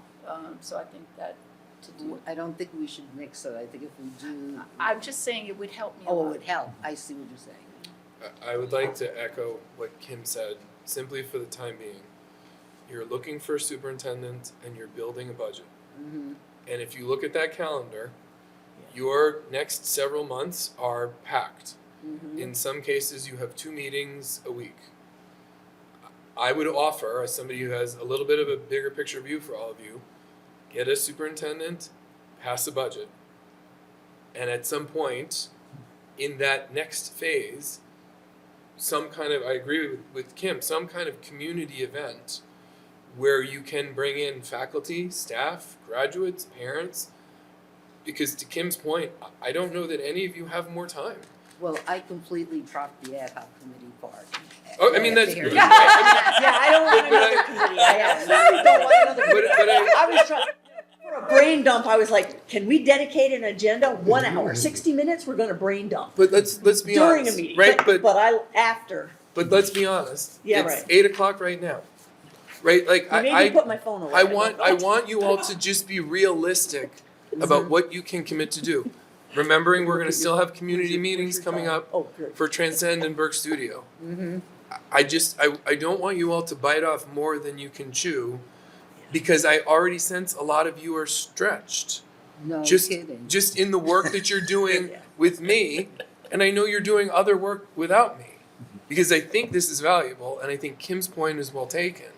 So with the 2 big things that are in front of you now, I would offer accomplish those, and then perhaps reevaluate once you've at least put the budget to bed. I mean, if you look at this calendar, after March 12th, We're fine. right? Yeah.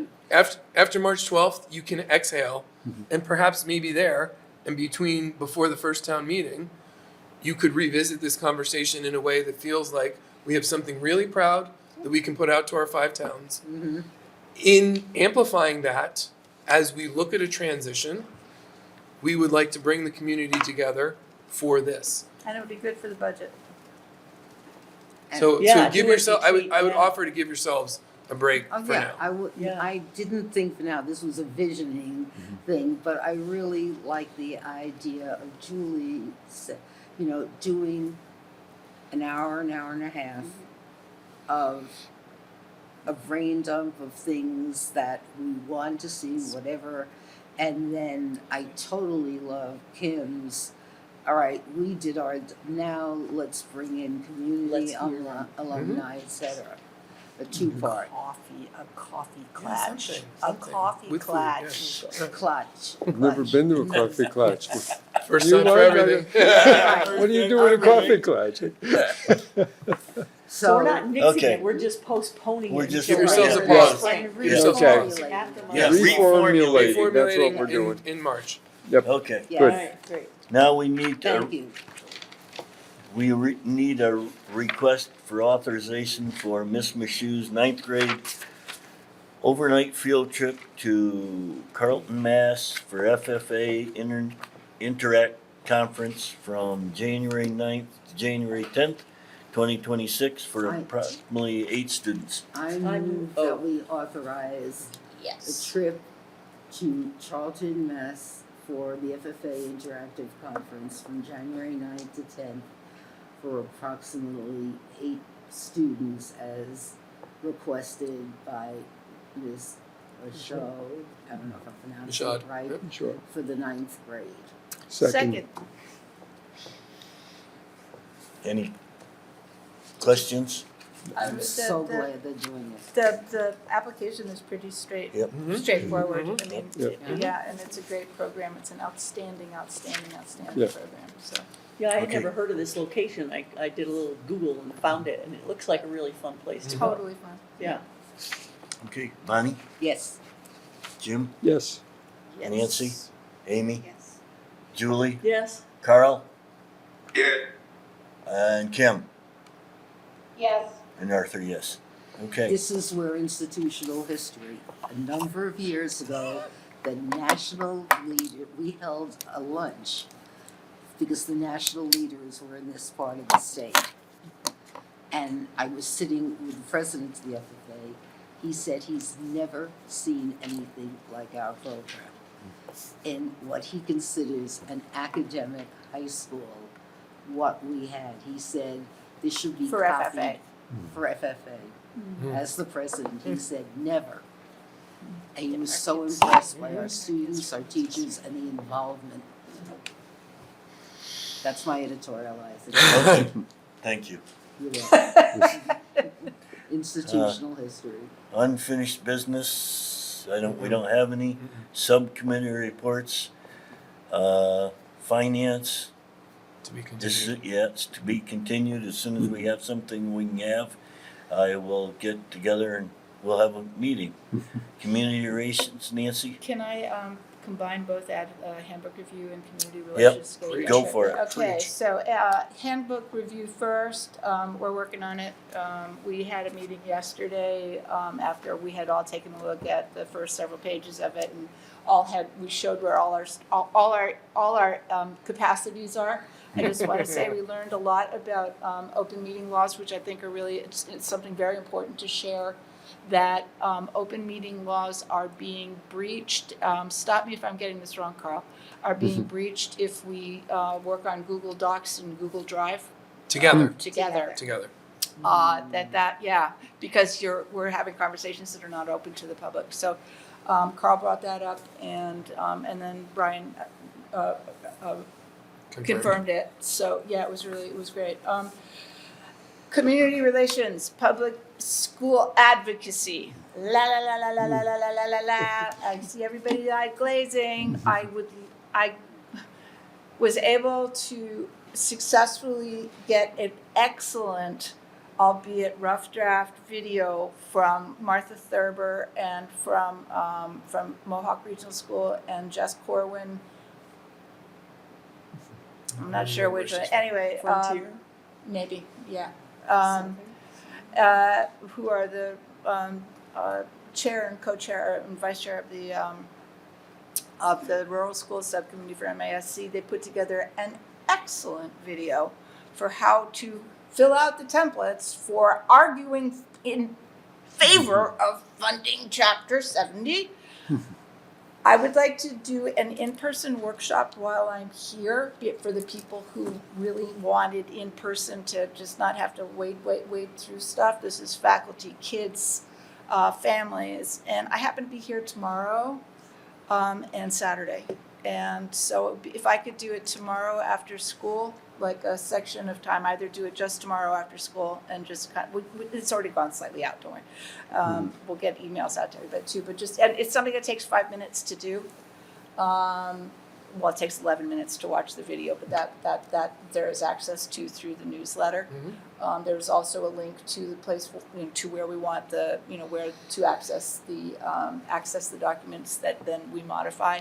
It really doesn't take very long, and they just need to hear from us. They need to hear from us. They need to hear from us. That's students too. That doesn't give families. you 48 hours. I would say we can't have a quorum with less than 48 hours, right? But this is really a workshop. this is a workshop.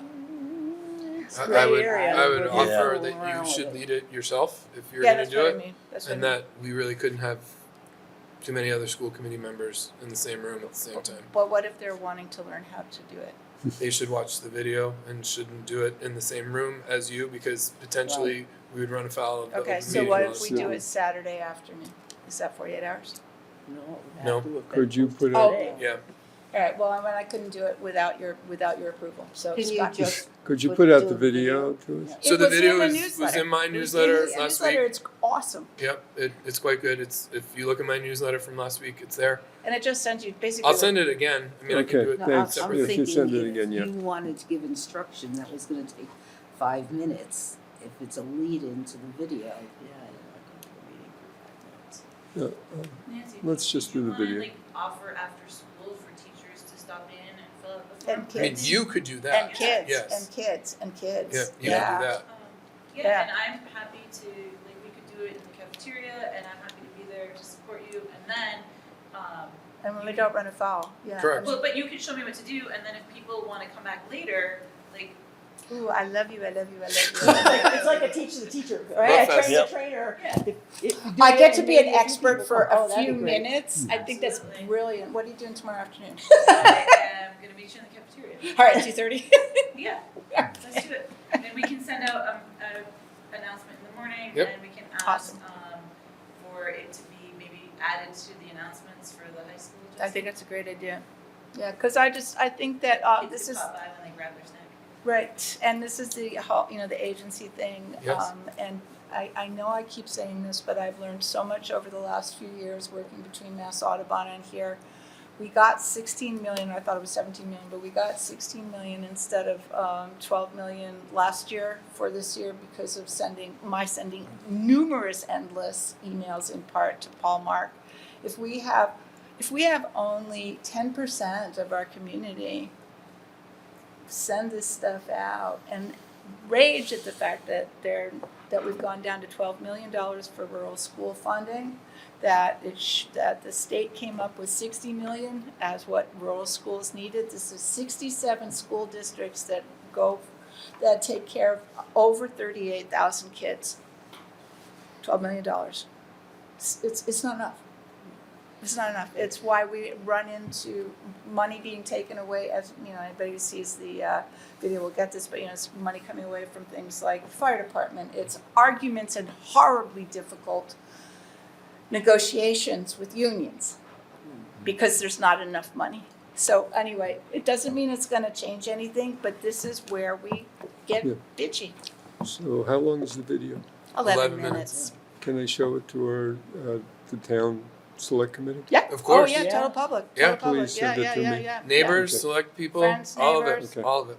Countrymen, yeah. Make sure it's. We could each take a town and go to public comment and share this and Oh, Yeah. yeah, then you send the could do link. it The that way idea is too. to get as many letters Yeah. out. They want us to get as many letters out before the holiday as possible, because then a lot of the budget conversations will be revisited starting in Yeah, I January 3rd. really, So, I and need it's, it, it's so easy. if you could do it soon, I think on the select committee.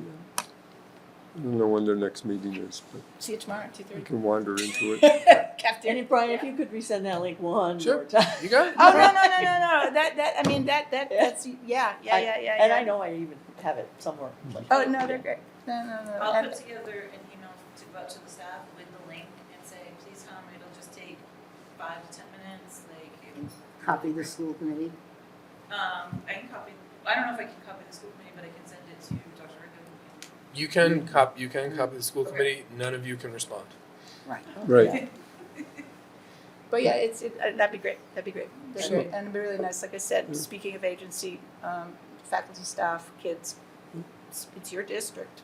And if you talk to kids, make sure you tell them at that rural funding, what was that? The video. is No, great. the girl from Northampton that spoke at the hearing, that public hearing. Oh, right. She right, was right. the best speaker of the whole night. Yeah. So their voice makes a difference. Oh, absolutely. And what they don't know, what people don't know, what legislators don't know, what our fellow school committee members, if they're not part of a regional school district or a rural district, they don't know they don't have a clue. And I think that, especially this district, which shines, as Bonnie always says, let's get our voices out there. All right, done. Okay. Carl? On policy. Yeah. Well, in January, and I don't have a choice of dates yet, I think the policy subcommittee can finish its review in one meeting, but I'm not sure of that. So what I'm going to do is I'm going to get a choice of 2 days in January and then send those out to the members of the subcommittee. So we may not need the second day, but we may, because I'd like to finish the policy review so that we can present it to the full committee. So I'm hoping that next week we'll be able to settle on 2 days, with the second day being a maybe. That's it. Okay, thank you. Bonnie, you have anything? Yes, we thank you to Sarah. We are making progress on all of filling in all the minutes of what's been missing. So, and then Sarah and I will meet, we're gonna pick a day next week. Michelle, I hope you recuperate quickly, because we're gonna need you, if not then, sometime next to get this done. I want us to be able to meet as a subcommittee early in January with minutes. But I owe a major thank you to Sarah, who's like, really, I don't know how she's doing this and finishing her doctorate, but thank you. She doesn't sleep. That's it. Okay. Kim? I am looking to do something around the 18th. I will send out an email to make sure everything's available, or everybody's available. Okay. Carl, executive minutes? Yeah, I've got to voice a mea culpa here. I thought that I was going to have a date set again for our the last, at least covering up to the present, for January. But I don't. But I promise that I will have a date. I promise, with the caveat that I not infrequently break promises. So also, hopefully, sometime during the week, I will make some suggestions to members of the executive minutes subcommittee when we can meet and go through the few remaining executive sessions that need to be decided upon. Okay. That's it. Thank you. That's done. Superintendent search. Well, Friday is D-Day for our applications. Monday, the ad hoc committee is going to meet, and we'll go from there. What time? 5:30. Okay. Should it was posted today, I believe. Okay, well, then I didn't get it yet. Yeah. Okay. Okay. Okay. I'm good. Question. Yep. I have a question on the committee, the Yep. volunteer committee. Yep. I guess an email went out to, I don't know, actually that's my question. How did the email that Michelle sent us about looking for the volunteers, how did that go out to everyone? It's not out, yeah. It's posted on the website, on Facebook and Okay, it'll go out through. It's also in the Berkshire Eagle for the next week, the call for volunteers, and it's been sent to all the select board chairs, the town clerk, and our secretary. It was sent to the town clerks? Okay. Yes, it was sent to town clerks, and like I said, the select board chairs as well. Okay. And town administrators. Okay. fantastic. And how they will apply, how will the final 15 or 20 be determined? By Like the- random or? No, by the ad hoc. We'll look at all the people that apply, and I don't hold me to this because I've got to go back and whether the ad hoc committee or the school, to be determined, let's put it that way. I don't have that answer for you right now. Okay. I can get that answer for you. Yeah. Okay. Yeah, I couldn't remember if we decided the ad hoc would look at the whole list or the whole committee would look at the whole list. I just don't remember. I don't either, so. And then my last question, the times of I think there were 4 proposed, well, they might not be proposed, they might be No. set in stone dates for that volunteer committee to meet. What are the times? I didn't see times on there, I don't believe. The committee has to make its own times. So we have to find the committee first. So once those 15 people are decided, then the time of Yep. day will. Yep. Because I was thinking that might, I wonder if that would I don't know if it would deter or encourage someone to apply, but not knowing the time, if they work during the day, for example, they might, do you know what I mean? Yep, I know. So, Okay. I don't think.